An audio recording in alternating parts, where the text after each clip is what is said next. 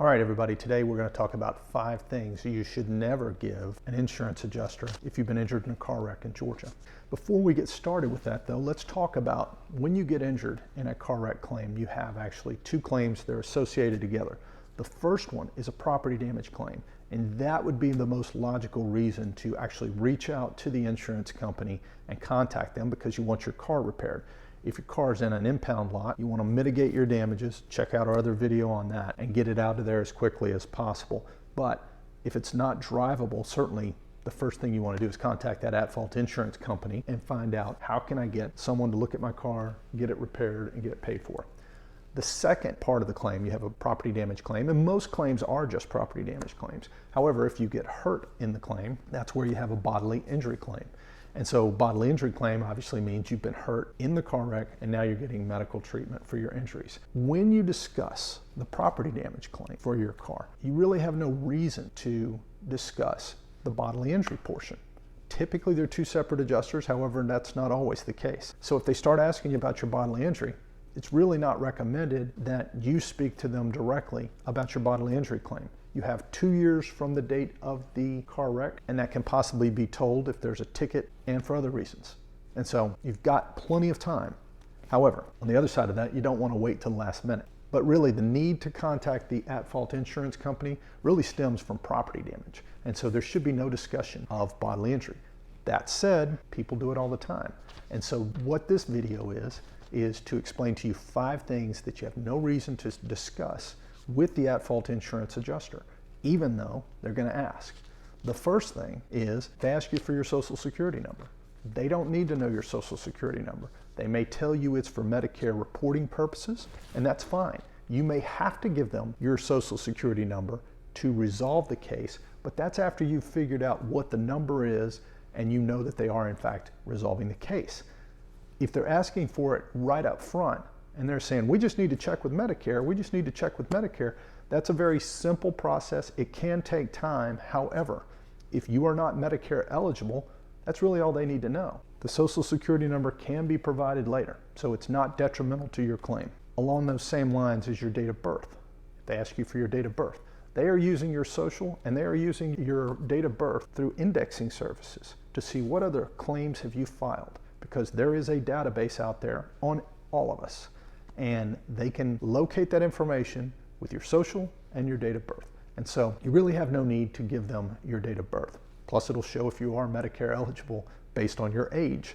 Then they will definitely want your social security number. And so those are 2 things we recommend never to give to the at-fault insurance company. Something else they like to ask is they like to ask for a recorded statement. Well, we've done other videos on recorded statements, and we would recommend that you do not give a recorded statement to the at-fault insurance carrier.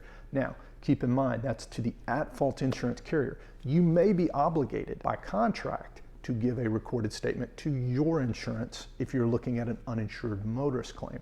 So that's really something you want to think about.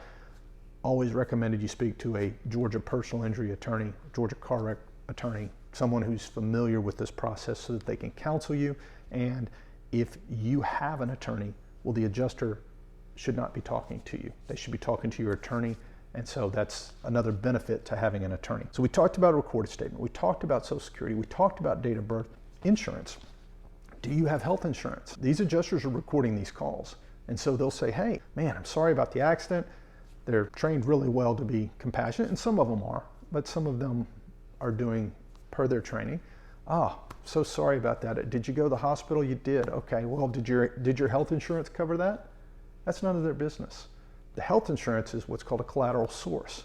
They're looking at getting that information from you because if they are going to resolve the claim and they know you have health insurance, they know that you're not paying every bit of what is in those medical bills from the hospital. And so, as such, they are deducting the value of what they are going to pay out on your claim. So I would say they don't need to know if you have health insurance. Another thing they like to do, we'll call this number 5. We talked about Social Security, we talked about date of birth, we talked about recorded statement, we talked about health insurance. Now we're going to talk about the last thing, which is signing a release. A lot of times they'll say, you know what, don't worry about getting your medical records, we'll do it for you. It sounds convenient. I mean, who wants to go get all those medical records, right? You need to do it. It's more important that you do it and see what's in those medical records versus what they find in the medical records, and then you can't undo it. And so they'll ask you to sign a release. In that release, it will release them any and all medical records. Well, if you've given them your social, given them your date of birth, you've told them you have health insurance, and now you've given them a recorded statement, and you've given them that release, they are so happy because they have everything they need to stop returning your telephone calls and maybe not even resolve your claim depending upon what's in there in your records.